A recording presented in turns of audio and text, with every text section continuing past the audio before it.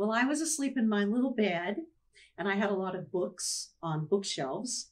And as my bed walked across the room, the bookshelf fell. And that's what kind of woke me up. But I was a very deep sleeper. And so I woke up with books all around me.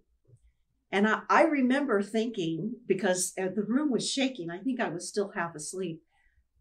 And this is going to sound bad because it makes it sound like my parents fought a lot, but they didn't. But in my mind, I thought, and I remember thinking, oh, mom and dad must be having a really bad fight because they are shaking the whole house. And of course, that wasn't the case. But my mom was on her way to my bedroom, and my bedroom was right across the hall from their bedroom. And I remember her grabbing me out of the bed. And I remember physically, almost like being on a trampoline, going through that very short, maybe 6 feet wide hallway to their bedroom. And when we got into there, I saw my dad, and I'm an only child, so it was just me she had to grab. I saw my dad lifting their king size mattress and making like a fort, in my mind, that's what it would have been, for my mom and me to climb under. Their dresser had already toppled over, and he had removed the mattress, and he was making the thing. And I remember thinking later, Dad was in his underwear. So of all the things around me that are happening, that was the shock value for me, seeing my dad in his underwear. And then my mom started shoving me under the bed. And that's when my dad said, no, under the mattress, because she was, how much space there is underneath a bed. And she was trying to shove me under the bed.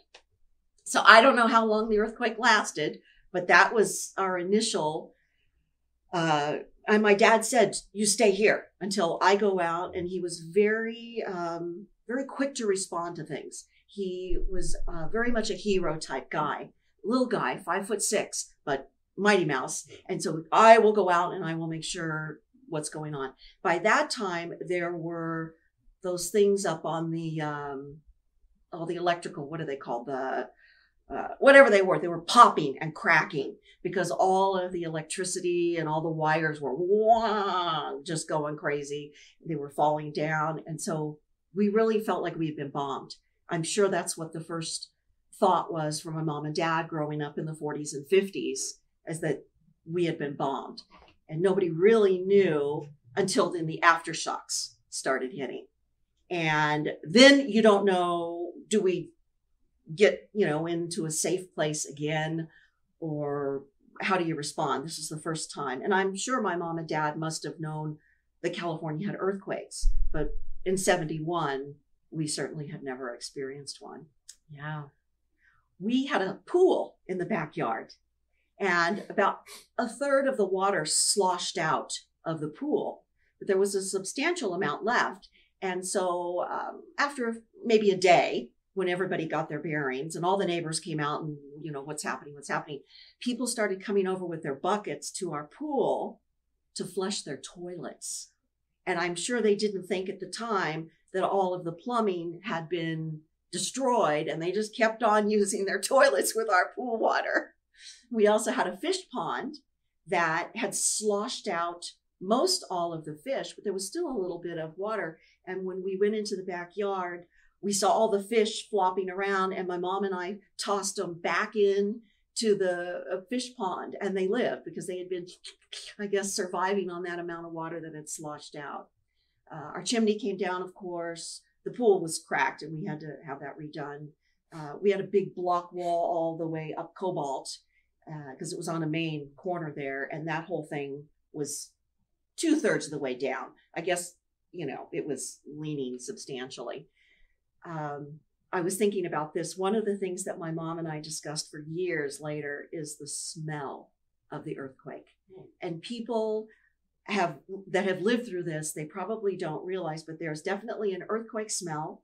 And it is the smell of everything in your pantry piled up, pickles and coffee and everything that can be mulched together. And then later, my dad bringing a wheelbarrow into the house and shoveling all that glass and food. And it's just a weird, strange, my mom and I called it for years, the earthquake smell.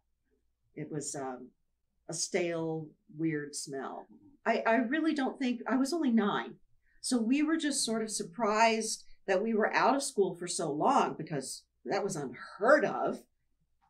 Not like these days. We couldn't do a Zoom classroom or have anything brought to us. So we just were out of school. So I think we were just so delighted to be back with our friends. It was a very small class. There were only 15 of us in the class.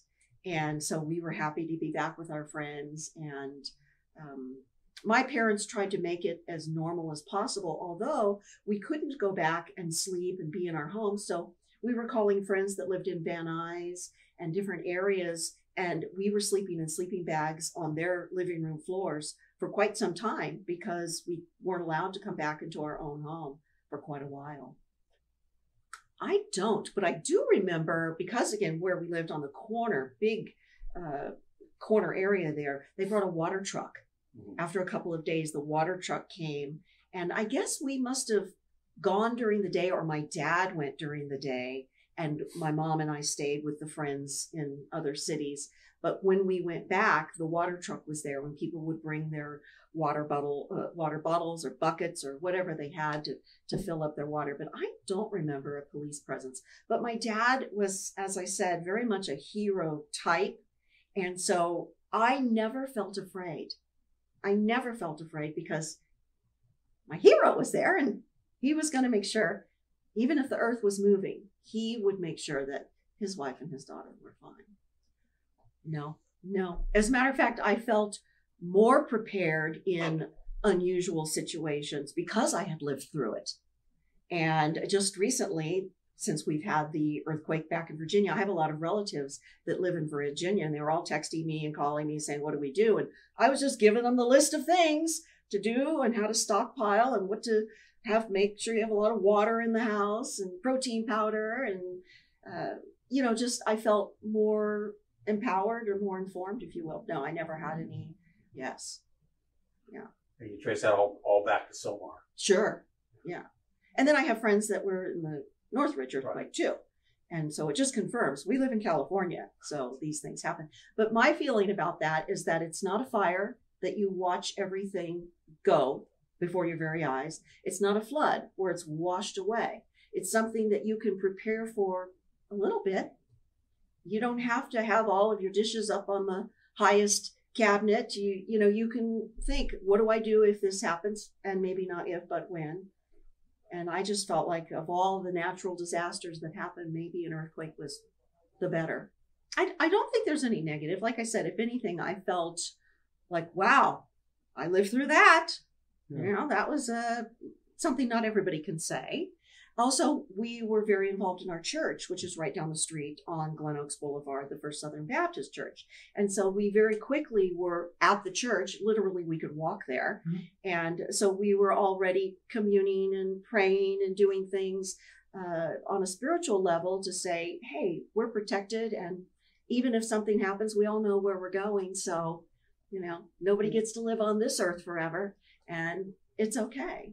Oh, I think everyone was, are you okay? Are you okay? What do you need? What can we do for you? And certainly my dad was in that position. He was making sure everybody was okay. And I just seeing that, I think, made me feel like we're okay. Anything, I felt like, well, I survived that for a reason. There must be a reason. And even if it's just to be more prepared for the next thing, I think I got that from it. And, I was thinking about literally, what I was going to say and thoughts about, and since we just had that earthquake back east, I was already thinking about it.